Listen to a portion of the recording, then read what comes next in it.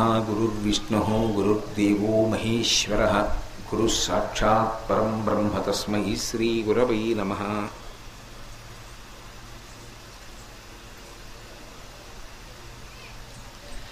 व्यासाय विष्णुरूपाय व्यासरूपाय विष्णवे नमो वै ब्रह्मनिधये वासिष्ठाय नमो नमः। कूजन्तं राम रामेति मधुरं मधुराक्षरम् आरुह्य कविताशाखां वन्दे वाल्मीकिकोकिलं। श्रुतिस्मृतिपुराणानाम् आलयं करुणालयं नमामि भगवत्पादशङ्करं लोकशङ्करम्। वागर्धाविव सम्पृक्तौ वागर्धप्रतिपत्तये जगतः पितरौ वन्दे पार्वती परमेश्वरौ। सूक्तिं समग्रयितुनः स्वयमेव लक्ष्मीः श्रीरङ्गराजमहिषी मधुरैः कटाक्षैः वैदग्ध्यवर्णगुणकुम्भनगौरवैर्यां खण्डूलकर्णकुहराः कवयोधयन्ति। हैमोद्वपुण्ड्रमजहन्मकुटं सुनासं मन्दस्मितं मकरकुण्डलचारुगण्डं बिम्बाधरं बहुलदीर्घकृपाकटाक्षं श्रीवेङ्कटेशमुखमात्मनिसन्निधत्ताम्। विमलपटी कमलकुटी पुस्तकरुद्राक्षस्यस्तहस्तपुटी कामाक्षी पक्ष्मलाक्षी कलितविपञ्ची विभासि वैरिञ्ची। मनोजवं मरुततुल्यवेगं जितेन्द्रियं बुद्धिमतां वरिष्ठं वातात्मजं वनरयूथमुख्यं श्रीरामदूतं शिरसा नमामि। आपदामपहर्तारं दातारं सर्वसम्पदां लोकाभिरामं श्रीरामं भूयो भूयो नमाम्यहम्। श्रीरामचन्द्रं श्रितपारिजातं सीतामुखाम्बोरुहचिञ्चरीकः समस्तकल्याणगुणाभिरामः निरन्तरं मङ्गलमातनोतु। हरि ओं। परमेश्वर स्वरूपమైన సభకి నమస్కారం. విశిష్టమైన నాయకుడు వినాయకుడు. అందుకే మాకు బుద్ధి నిత్య గణపతికి నిపుడు జయా జయమంగళం నిత్య శుభమంగళం అంటూ మంగళహారతి ఇస్తారు ఆయనకి. అటువంటి సద్గతిని ఇవ్వగలిగినటువంటి వాడు. కాబట్టి మన కొరకు అడిగేటటువంటి వాటిల్లో ధర్మ అర్థ కామ మోక్ష భక్తి జ్ఞాన వైరాగ్యములు ఈ 7 అడుగుతారు. ఇందులో ధర్మార్థ కామ మోక్షములు భక్తి జ్ఞాన వైరాగ్యములు. భక్తి అంటే మీతో ఇప్పుడు మనవి చేశాను. జ్ఞానము అంటే అసలు ఈశ్వరుణ్ణి తప్ప లోపల ఇంకొకటి అనుభవం ఉండదు. అద్వైత భావన యందు నిలబడతాడు. వైరాగ్యం అంటే ఒక వయసు వచ్చేసిన తరువాత ఇక అది కష్టమవనివ్వండి సుఖమవనివ్వండి ఒక్కలాగే ఉంటాడు, చెలించిపోడు. దాన్ని వైరాగ్య సుఖం అంటారు. అది నోటితో చెప్పినంత తేలిక కాదు. ఏదో కష్టం వచ్చిందనుకోండి, గత జన్మలలో ఏదో పాపం చేసి ఉంటాను, ఈ కష్టం రూపంలో పోతోందంటాడు. అది నోటితో చెప్పినంత తేలిక కాదు. భగవదనుగ్రహం ఉంటే తప్ప వైరాగ్య సుఖం రాదు. అది రావాలి. రాకపోతే బతికున్నంత కాలము బాగుంటేనే సంతోషం, లేకపోతే ఏడుస్తానంటే ఆ జన్మకు అర్థమై ఉంది ఇంకా. అందుకని వైరాగ్యం రావాలి. అందుకని భక్తి జ్ఞాన వైరాగ్యములు ధర్మార్థ కామమోక్షములు ఈ 7 రెండో విభాగంలోకి వస్తాయి. ఇప్పుడు ముందు అడిగినటువంటివి 7 తన కుటుంబం కోసం. ఏవి చెప్పాను మీకు? దీర్ఘాయుర్దాయము, ఆరోగ్యము, కార్యసాఫల్యము, సంపద, సంపదయందు వృద్ధి, వృద్ధితో పాటుగా స్థిరత్వము, వీర్యము. ఈ 7 కుటుంబం కోసం. తన కొరకు ధర్మ అర్థ కామ మోక్ష భక్తి జ్ఞాన వైరాగ్యములు 7. 14. ఒక 2 నిరంతరము కావాలని అడగాలి. పాపభంజనము, పుణ్య ఆచరణము. పాపభంజనం అంటే ఈశ్వరా నువ్వు ఏది వద్దన్నావో అది నేను చెయ్యకుండా ఉండే ధృతి నాకి, అది పాపభంజనం. నువ్వు ఏది చెయ్యమన్నావో అది తటాలున చేసేయాలి, దాన్ని ఆలస్యం చేయకూడదు. ఇంకా ఓ మంచి పని చేయాలని, ఓ పుణ్యకార్యం చేయాలనుకోండి, ఇప్పుడు భాద్రపద మాసంలో ఎందుకండి, ఆశ్వీజ మాసంలో చేస్తే దేవీ నవరాత్రుల్లో అని ఆలోచించకూడదు. అందుకే కురు పుణ్య మహోరాత్రం అంటారు. రాత్ర పగలా చూడొద్దు. ముందు దేనికోసం ప్రయత్నిస్తామంటే పుణ్యం చేసే అవకాశం వస్తే వెంటనే చేసే. ఎందుకని? నీ జీవుడి ఖాతాలో పడుతుంది అది. అందుకని పుణ్యం చేసుకోవాలి, పాపం చేయకుండా ఉండాలి. ఈ రెండూ కావాలి. ఇప్పుడు 7, 7, 2 14, 2 16. ఈ 16 క్రమంలో అడగాలి భగవంతుడు. ఈ క్రమంలో అడగడం అసలు దీని యొక్క వైశిష్ట్యం మనకి తెలుస్తుందా?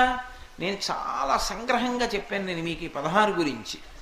కానీ ఈ 16 అడగడం మనకి రాదు. ఇవి ఎలా అడగాలో ఏమిటో గుర్తుండవు, ఏం చేయాలో గుర్తుండవు. దాని గురించి సరిగ్గా అవగాహన ఉండకపోతే ఏం చేయమన్నారంటే నువ్వు ఇవేవీ చెప్పక్కర్లేదు, 16 నామాలు విఘ్నేశ్వరుడు చెప్పన్నారు. అవి ఏం చెప్పాలి?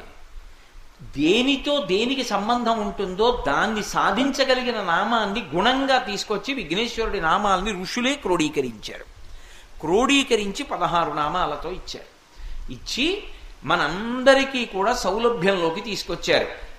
చెప్పి సుముఖశ్చైకదంతశ్చ కపిలో గజకర్ణకః లంబోదరశ్చ వికటో విఘ్నరాజో గణాధిపః ధూమకేతుర్గణాధ్యక్ష ఫాలచంద్రో గజాననః వక్రతుండ శూర్పకర్ణో హీరంబ స్కందపూర్వజః షోడశైతాని నామాని యప్పటేః శృణుయాదపి విద్యారంభే వివాహే చ ప్రవేశే నిర్గమే తథా సంగ్రామే సర్వకార్యేషు విఘ్నస్తస్య న జాయతే. ఈ 16 నామాల్ని ఎవడు చదువుతున్నాడో వాడికి విఘ్నములు రాకుండా వాడు జీవితంలో చేరవలసినటువంటి స్థానమునకు చేరుకుంటాడు. కాబట్టి మిగిలినవి చదివావా చదవలేదా నీ ఇష్టం. ఇది మాత్రం నీ కొరకు మాత్రమే కాదు, నిన్ను నమ్ముకున్న నీ కుటుంబం కోసం నువ్వు చదవాలి. నీకు చదవకడం చేత కాకపోతే కనీసం ప్రతిరోజు ఇది చదవడం వచ్చిన వాళ్ళ దగ్గరికి వెళ్ళి చదవమని నువ్వు వినాలి. అందుకు దేవాలయ వ్యవస్థ వచ్చింది. దేవాలయంలో దీంతో ప్రారంభమవుతుంది. దేవాలయంలోకి వెళ్ళి వింటారు ఒకసారి. దేవాలయంలో ఈ 16 నామాలతో ఉన్న శ్లోకాలని బోర్డు పెడతారు. మాకు కాకినాడలో అయ్యప్ప స్వామి దేవస్థానంలో విఘ్నేశ్వరుడి పక్కనే ఈ నామాలు రాసి ఉంటాయి. స్తోత్రం, ఈ స్తోత్రం ఉండాలి ప్రతి చోట, ప్రతి దేవాలయంలో ఉండాలి ఈ స్తోత్రం. ఎందుకని? చాగంటి కోటేశ్వరరావు చెప్తున్నది కాదు, ఋషిప్రోక్తం. అది 16 నీకు జీవితంలో ఏవి కావాలో అవి ఆ 16 నామాలు చెప్పడం వల్ల ఇవ్వబడతాయి, హామీ ఇస్తున్నారు ఋషులు. అందుకని అవి 16 శ్లోకంగా రాయాలి. అది కూడా చదువుకోలేని వాళ్ళు ఉంటారని 16 నామాలుగా రాయాలి. రాస్తే రోజు చదువుకుంటారు. విఘ్నేశ్వరుడు అనేటటువంటి మాటలో మహానుభావుడై ఆయన యొక్క అనుగ్రహం అంత అద్భుతంగా ఉంటుంది, అంత వైభవోపేతంగా అనుగ్రహించగలిగినటువంటి వాడై ఉంటాడు. అందుకే శంకర భగవత్పాదులు అంటున్నారు, విధత్తాం శ్రియం కాపి కళ్యాణమూర్తి అన్నారు. కళ్యాణమూర్తి అంటే పరమమంగళప్రదుడై ఎప్పుడూ కూడా మనకు శుభములను మాత్రమే చేసేటటువంటి విఘ్నేశ్వరుడు ఉన్నాడే, ఆయన నమస్కారం చేసినంత మాత్రం చేత ప్రీతి చెంది అనుగ్రహిస్తాడు. అలా అనుగ్రహించేటటువంటి కళ్యాణమూర్తి విధత్తాం శ్రియం, నాకు ఈ శ్రియం అభివృద్ధిని, నాకు ఈ 16టిని ఎల్లవేళలా ఇచ్చి నన్ను కాపాడుగాక. అందుకే మీరు చూడండి, విఘ్నేశ్వరుడు గురించి ఎప్పుడు మాట్లాడినా కూడా ఒక్క విషయాన్ని మాత్రం ప్రస్తావన చేస్తారు, సదా ఈ మాట విడిచిపెట్టరు. ఎప్పుడు అన్న మాట వేస్తూ ఉంటారు. అగజానన పద్మార్కం గజానన మహర్నిశం అనేకదంతం భక్తానాం ఏకదంతముపాస్మహే అంటారు. ఆ శ్లోకం చమత్కారంగా ఉంటుంది. గజ గ అంటే కదలడం సంస్కృతంలో, అగ అంటే కదలనిది, గమించనిది అని. కదలనిది పర్వతం. జ అంటే పుట్టడం, పర్వతానికి పుట్టినది పర్వతరాజపుత్రి పార్వతీదేవి. అగజానన అంటే పార్వతీదేవి యొక్క ముఖము అనబడేటటువంటి పద్మానికి సూర్యుడు లాంటి వాట. సూర్యకిరణాలు పడ్డాయనుకోండి పద్మం విచ్చుకుంటుంది. ఎవరిని చూస్తే పార్వతీదేవి మురిసిపోయి విచ్చుకుంటుందట ఆవిడ ముఖం. అంటే విఘ్నేశ్వరుణ్ణి చూస్తే ఆవిడ ముఖం విచ్చుకొని ప్రసన్నురాలవుతుందట. అందుకే మీకు ఉపాసనలో చమత్కారం ఏమిటో తెలుసా? ఆవిడ ఒక్కొక్కసారి పరమశివుడికి కూడా దూరంగా ఉండి తపస్సు చేసి పరమశివుడితో కలుస్తూ ఉంటుంది. అలా కలిసినప్పుడు ఆవిడ ఎవరితో కలిసి వస్తుందంటే విఘ్నేశ్వరుడితో కలిసి వస్తుంది. శ్రీకాళహస్తిలో చమత్కారమైన క్షేత్రం. పరమశివుడి పక్కన ఉండదు అమ్మవారు జ్ఞానప్రసూనాంబ. పరమశివుడు పశ్చిమాన్ని చూస్తాడు, జ్ఞానప్రసూనాంబ తూర్పును చూస్తూ ఉంటుంది. అమ్మవారు ఎవరితో వచ్చిందో తెలుసా? అక్కడికి విఘ్నేశ్వరుడితో వచ్చింది. అమ్మవారు విఘ్నేశ్వరుణ్ణి చూస్తే వెంటనే ప్రసన్నురాలైపోతుంది. ఆయన హేరంబ అని ఒక శబ్దం ఉంది ఆయనకి. హేరంబ అంటే మొన్ననే మీతో నేను చెప్పాను, 5 ఏనుగు ముఖాలతో ఉండి సింహవాహనం మీద పెడతాడు అని. హేరంబ అంటే ఇంకో అర్థం ఉంది. ఎటువంటి కొడుకు పుడితే తండ్రి సంతోషిస్తాడో అటువంటి కొడుకుని హేరంబుడు అంటారు. విఘ్నేశ్వరుడికి హేరంబుడు అని పేరుంది. ఎందుకని? తండ్రికి అన్నిటికన్నా గొప్ప కోరిక ఏమిటంటే కొడుకుతో కలిసి ఉండాలి అని కోరుకుంటాట. తండ్రికి అది గొప్ప సౌఖ్యం. పురుషుడు పొందేటటువంటి అదృష్టములు కొన్ని చెప్పింది శాస్త్రం.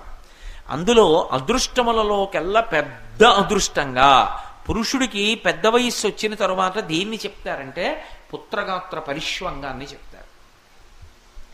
కొడుకుని ముట్టుకోవడం, కొడుకుని కౌగిలించుకోవడం, కొడుకుతో కలిసి కూర్చోవడం, నాన్నగారండి అని వచ్చి కొడుకు ఓసారి కాళ్ళు పట్టి వెళ్ళడం, తండ్రి కొడుకు ఒకే ఆచ్ఛాదన కింద పడుకోవడం, అంటే ఒకే ఇంట్లో ఆయన ఆ గదిలో పడుకుంటాడు, ఈయన ఈ గదిలో పడుకుంటాడు.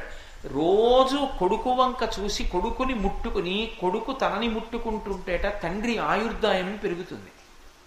అసలు మీకు చమత్కారం చెప్తే తెల్లబోతారు. ప్రాణోత్క్రమణం అవుతున్నప్పుడు 1,00,000 తేళ్లు కరిచిన బాధ కలుగుతుంది. అందుకు స్పృహ తప్పుతాడు అంటుంది శాస్త్రం. 1,00,000 తేళ్లు కరిచినటువంటి బాధ ఎవరికి తగ్గిపోతుందంటే కొడుకు ఒడిలో తలపెట్టుకున్న తండ్రికి పోతుంది. అందుకే కొడుకు ఒడిలో తలపెట్టుకుని శరీరం విడిచిపెట్టిన తండ్రి కానీ తల్లి కానీ కాశీపట్టణంలో వెళ్ళిపోయినట్టే.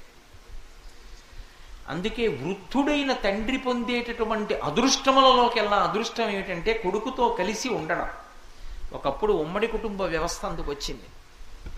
అదే పెద్దవారు ఆయనకి ఉన్న భాగ్యాన్ని నేను తీసేయకూడదని తండ్రి కన్నా గొప్పగా కోడలు గౌరవించేది. కన్న కూతురి కన్నా ఎక్కువగా కోడల్ని అత్తమామలు చూసుకునేవారు. చక్కగా తండ్రి కొడుకులు కలిసి ఒక ఇంట్లో ఉండేవారు. ఆ మనవణ్ణి చూసుకుంటేట తండ్రికి ఒక పెద్ద కోరిక తీరుతుంది. ఎందుకనంటే మీరు కొంచెం జాగ్రత్తగా గమనించండి. ఓ 55 ఏళ్ళు తండ్రికి వచ్చాయనుకోండి, కొడుక్కి ఎన్ని ఏళ్ళు వస్తాయి? ఓ 25 ఏళ్ళో 30 ఏళ్ళో వస్తాయి. పోనీ ఇప్పుడు ఉన్నటువంటి స్థితిని బట్టి. అప్పటికి వాడు ఇంకో ఊళ్ళో ఎక్కడో పెళ్లి చేసుకుని ఉన్నాడు అనుకోండి, తండ్రి తన ఇంటి గవాక్షంలోకి వచ్చి నించున్నాడు అనుకోండి, గవాక్షం అంటే బాల్కనీ అనుకోండి, వచ్చి నించున్నాడు అనుకోండి, పాఠశాల పిల్లలు వెళ్ళిపోతున్నారు అనుకోండి, తండ్రికి చూడగానే ఏం గుర్తొస్తుంది? నా కొడుకు ఇలాగే చిన్నతనంలో పరిగెత్తుకుంటూ ఇంటికి వచ్చేవాడు, వాడిని కూర్చోపెట్టి కాళ్ళు కడుక్కురారా అని వాడికి పాఠం చెప్పేవాడిని.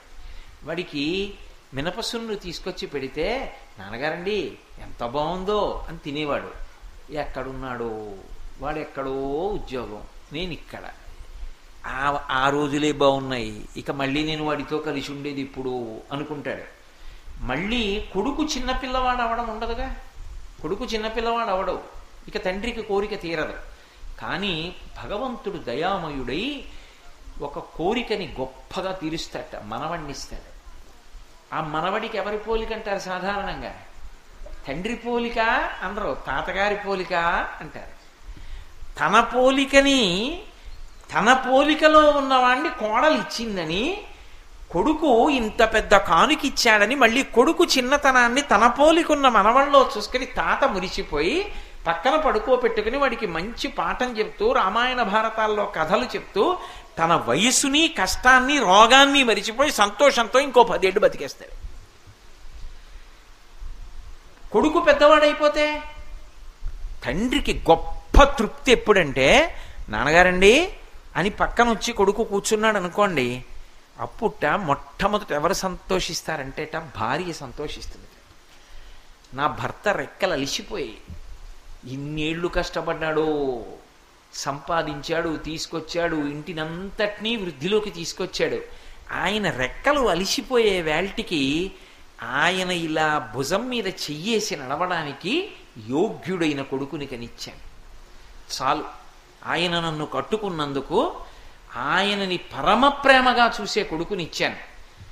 ఆ వయసు వచ్చేసిన తర్వాత భార్య అనుకుంటుందట, ఇప్పుడు నేను జారిపోయినా పర్వాలేదు, ఆయన్ని చూసుకోవడానికి కొడుకు కోళ్ళు ఉన్నారు చాలు అనుకుంటుంది. ఆయన రెక్కలు అలిసిపోయాయి, కానీ ఆయన చెయ్యి పట్టుకు నడిపించడానికి కొడుకునిచ్చానని మురిసిపోతుందిట. అమ్మ సంతోషం దేనివల్ల అంటే తండ్రి పక్కన కూర్చుని తండ్రి పక్కన నిలబడి తండ్రితో కలిసి ఉండాలనే కోరిక ఉండి తానెంత గొప్పవాడైనా తండ్రి నిజానికి అంత గొప్పవాడు కాకపోయినా కూడా అమ్మో మా నాన్నగారిని గౌరవించేటటువంటి కొడుకుని చూసుకుని తల్లి మురిసిపోతుంది. వినాయకుడికి హేరంబుడిని పేరు. ఆయన మహానుభావుడు, సమస్త గణములకు అధిపతి, పంచభూతముల మీద ఆధిపత్యం ఉన్నవాడు. ఇంత గొప్పవాడయ్యుండి పరమేశ్వరుడు నడిచొస్తుంటే ఇలా చేతులు కట్టుకుని నించుంటాట. తండ్రి అంటే అంత గౌరవంతో అంత మర్యాదతో ప్రవర్తిస్తాట. అంత మర్యాదతో ప్రవర్తిస్తాడు కాబట్టే మీరు ఎప్పుడైనా పార్వతీ పరమేశ్వరులు, సుబ్రహ్మణ్యుడు, వినాయకుడు ఉన్న మూర్తిని చూడండి. అమ్మవారు కోరి కోరి సుబ్రహ్మణ్యుణ్ణి కొడుగ్గా కంది సుబ్రహ్మణ్యోత్పత్తి చదివితే, కానీ ఆవిడ సుబ్రహ్మణ్యుణ్ణి ఒళ్ళో కూర్చోబెట్టుకోదు. అమ్మ పోలికంతా ఎవరికి ఉంటుందంటే సుబ్రహ్మణ్యుడికి ఉంటుంది. అమ్మ చేతిలో శూలం ఆయన చేతిలో ఉంటుంది. అమ్మ ఏ తటాకంగా మారిందో ఆ తటాకంలోంచి వచ్చాడు, అదే ఆయన మంత్రం శరవణ భవ.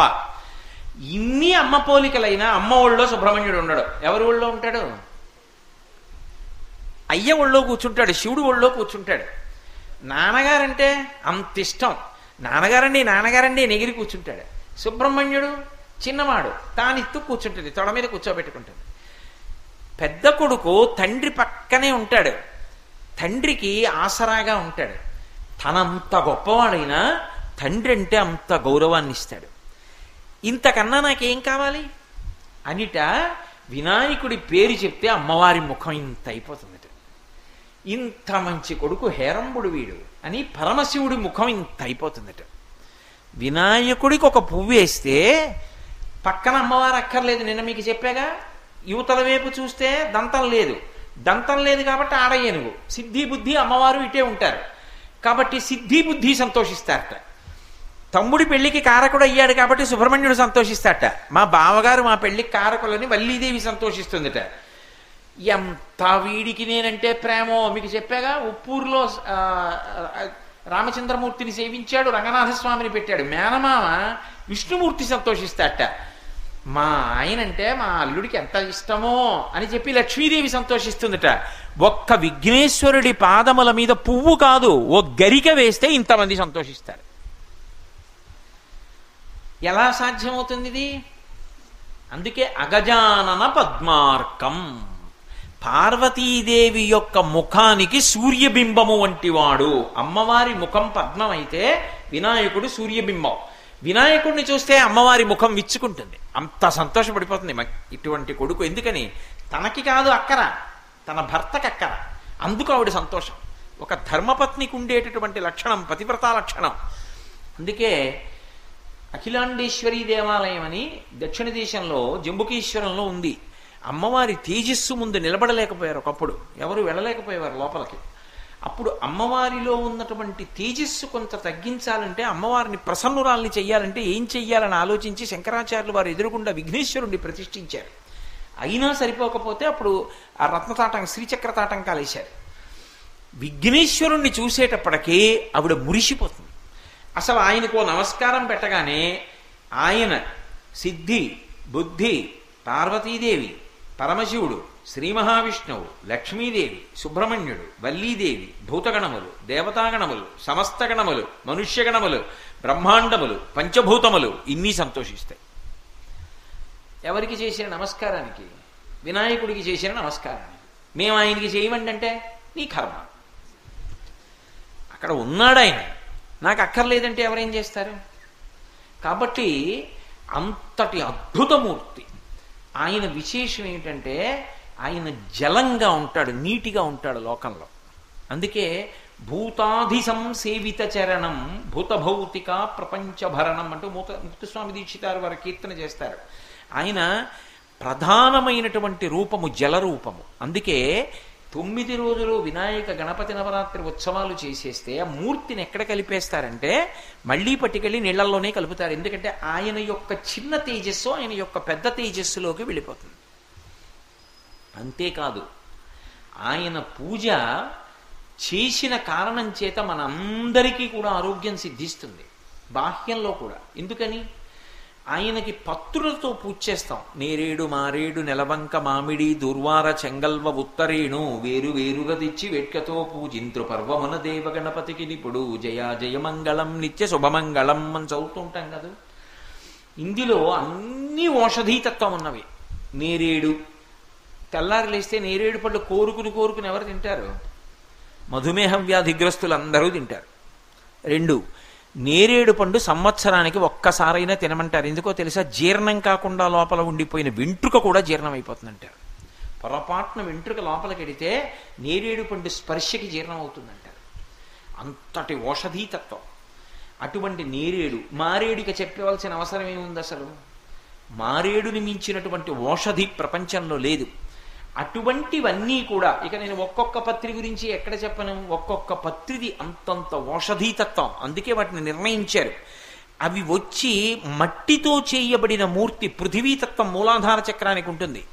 ఆ మట్టితో ఉన్న మూర్తికి తగిలిందనుకోండి, అందులోంచి రసాయన చర్య చేత మనందరినీ కాపాడగలిగినటువంటి విషయములు విడుదలవుతాయి. ఇప్పుడు ఈ మట్టి మూర్తిని పత్రిని పట్టుకెళ్ళి నదులలో కలిపారనుకోండి, శ్రావణ మాసం నదికి పురిటికాలం. ఒక్కొక్క వస్తువుకి ఒక్కొక్క పురిటికాలం ఉంటుంది. పురిటికాలంలో చూడండి ముట్టుకోరు. ఏదో ప్రసూతి గృహంలో ఉంటారు, స్నానం చేసింది పిల్ల అని చెప్పి అప్పుడు పుణ్యాహవాచనం చేయిస్తారు. అలా ప్రతిదానికి చింతపండు దగ్గర నుంచి ప్రతిదానికి పురిటికాలం ఉంటుంది. అందులో ముట్టుకోరు, అప్పుడు ఆ వస్తువు తినరు. నదికి శ్రావణ మాసం పురిటికాలం. అందుకే శ్రావణ మాసంలో నదీ స్నానం చెయ్యరు. భాద్రపద మాసం వస్తే స్నానం చేయాలి. శ్రావణ మాసంలో విషతుల్యములవుతాయి నీరు. విషం ప్రవేశిస్తుంది నీటిలోకి. ఎందుకని అంటే 2 కారణాలు. ఒకటి, మబ్బు బాగా కిందకి దిగిపోతుంది, చంద్రకిరణములు పడవు, ఔషధీతత్వం అమృత కిరణ స్పర్శ తగ్గిపోతుంది నీటికి. 2వది, ఈ వరద ఎక్కడ పెరిగి నీరు ప్రవాహం వస్తుందో తెలియదు. ఇప్పుడు ఇక్కడ గోదావరి పొంగింది అనుకుంటాం, కానీ ఇక్కడ గోదావరి పొంగడానికి పైన ఎక్కడో పెద్ద వానలు పడి ఎక్కడ ప్రవాహం పైకి బాగా ఉధృతంగా వస్తుందో తెలియదు. అలా వస్తున్నప్పుడు ఏదో పుట్టల మించి ఎక్కువచ్చేస్తుంది. వచ్చినప్పుడు పుట్టల్లో కలుగుల్లో ఉన్నటువంటి పెద్ద పెద్ద పావులు నీటిలో కొట్టుకొస్తూ అవి విషాన్ని చిమ్ముతాయి. నీరు విషమైపోతుంది. పైగా అనేకమైన అక్కర్లేని వస్తువులన్నింటినీ ముట్టుకుంటూ వస్తుంది నీరప్పుడు. వచ్చినప్పుడు నీటి యందు దోషము ప్రబలుతుంది, బురద రంగులోకి వస్తుంది నీరు. అప్పుడు విఘ్నేశ్వర ప్రతిమ, మట్టితో ఉన్న ప్రతిమ, 21 రకాల పత్రులు, ఔషధీతత్వం కలిగిన పత్రులు నదీ జలాల్లో కలిస్తే ఈ పత్రి అంత ములిగి లోపలికి వెళ్ళి కూర్చుంటుంది. వీటిల్లోంచి ఔషధీతత్వం వస్తుంది. మారేడులోంచి మారేడు, తులసిలోంచి తులసి. ఈ మధ్య శాస్త్రవేత్తలు కూడా అంగీకరిస్తున్నారు, నీటిలో ఫ్లోరైడ్ ఉన్న చోట్ల విపరీతమైన వ్యాధులు వచ్చేవి. తులసితో కలిస్తే ఫ్లోరైడ్ కూడా విరిగిపోతుంది అని ఇప్పుడు శాస్త్రవేత్తలు అంగీకరిస్తారు. ఆ తులసి ఇటువంటివన్నీ నదీ గర్భంలోకి వెళ్ళాయనుకోండి, ఆ పత్రి స్పర్శ చేత నీరంతా కూడా మళ్ళీ త్రాగడానికి యోగ్యమైపోయి భాద్రపద మాసం నుంచి మళ్ళీ ఆ నీళ్ళన్నీ తాగడం మొదలుపెట్టి, ఆ నీళ్ళన్నీ పొలాల్లోకి వచ్చి పంటలకి వాటికి ఉపయోగించడం మొదలుపెట్టి మళ్ళీ స్నానం చేస్తారు. కాబట్టి విఘ్నేశ్వరుడి యొక్క ఆరాధన బాహ్యంలోనే కాదు, ఆంతరమునందు కూడా సర్వజనులకు ఉపయుక్తమైనటువంటి విశేషం. అందుకే అగజానన పద్మార్కం, అమ్మవారి ముఖమనబడేటటువంటి పద్మము ఆ విఘ్నేశ్వరుడి యొక్క ముఖమనబడేటటువంటి సూర్యబింబాన్ని చూడగానే విచ్చుకుంటుందిట. గజానన మహర్నిశం, ఏనుగు ముఖం కలిగినటువంటి వాణ్ణి ఏదో ఒకసారి కాదు, అహర్నిశం, రాత్రి పగలు కూడా నేను ధ్యానిస్తున్నాను. అనేకదం తం భక్తానాం, అనేకదంతం కాదు, అనేక దం, అనేకమైనటువంటి కోరికలను భక్తులకు ఇచ్చేటటువంటి వాణ్ణి. అనేక దం తం భక్తానాం ఏకదంతం ఉపాస్మహే. ఏకదంతం అంటే ఒకే దంతం ఉన్నవాణ్ణి ఉపాస్మహే. ఉపాస్మహే అంటే దగ్గరగా ఉన్నాను. దగ్గరగా ఉన్నాను అంటే ఆయన గురించే ఆలోచించి రాత్రి పగలు ఆయనకి నేను నమస్కరించుచున్నాను. అందుకే విఘ్నేశ్వర నమస్కారాన్ని ఎప్పుడు చెప్పినా ఏదో ఒక్కసారి అని వాడరు.